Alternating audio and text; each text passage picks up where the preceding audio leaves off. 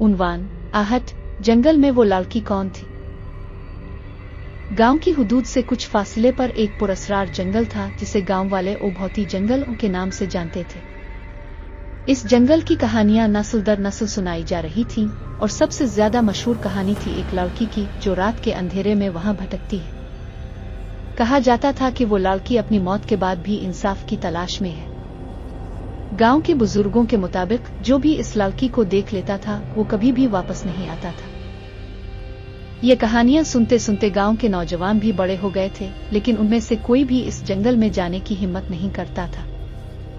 लेकिन एक दिन गांव के एक बहादुर नौजवान फहीम ने इस कहानी के पीछे के राज को जानने का इरादा किया।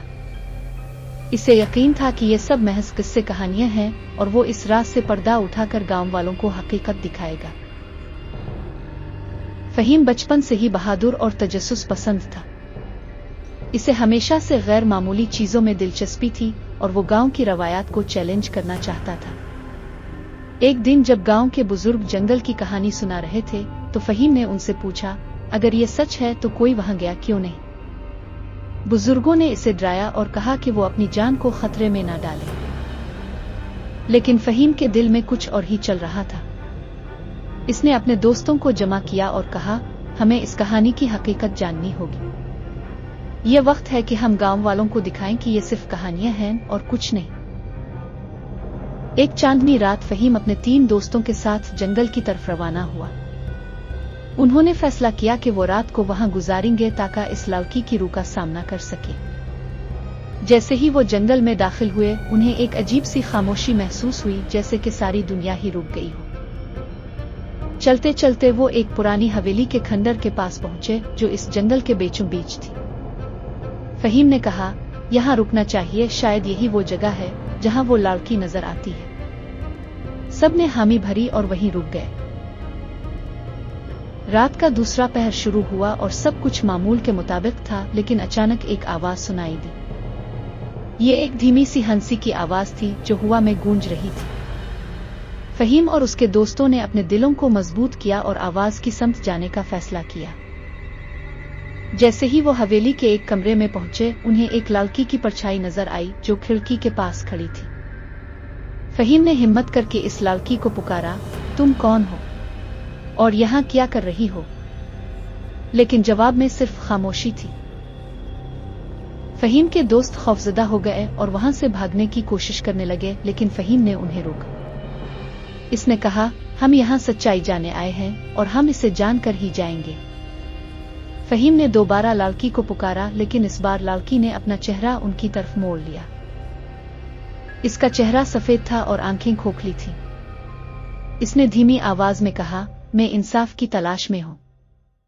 मुझे यहाँ छोड़ दिया गया था मरने के लिए। फहीम ने पूछा, तुम कौन हो और तुम्हें यहाँ क्यों छोड़ा गया था?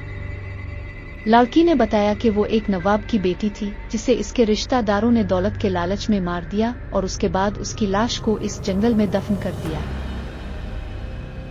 लड़की की दास्तान सुनकर फहीम के दिल में गुस्सा भड़क उठा। इसने कहा, हम तुम्हें इंसाफ दिलाएंगे। लड़की ने कहा, अगर तुम सच में मेरा इंसाफ चाहते हो तो मेरे कातिलों को सजा दिलाओ। फहीम ने अपने दोस्तों के साथ मिलकर इस लड़की के कातिलों का पता लगाने का फैसला किया। उन्होंने गांव के पुराने रिकॉर्ड्स को खंगाला और नवाब के खानदान के बारे में मालूमात हासिल की। कई दिनों की मेहनत के बाद फहीम और उसके दोस्तों ने उन लोगों का पता लगा लिया जो इस लड़की के कत्ल में मुलव्वस थे।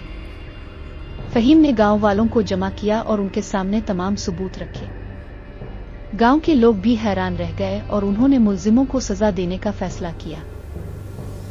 मुल्जिमों को गांव के बुजुर्गों के सामने पेश किया गया और उन्हें उनके जुर्म की सजा दी गई। ये इंसाफ देखकर लड़की की रूह को सुकून मिला और उसने फहीम का शुक्रिया अदा किया।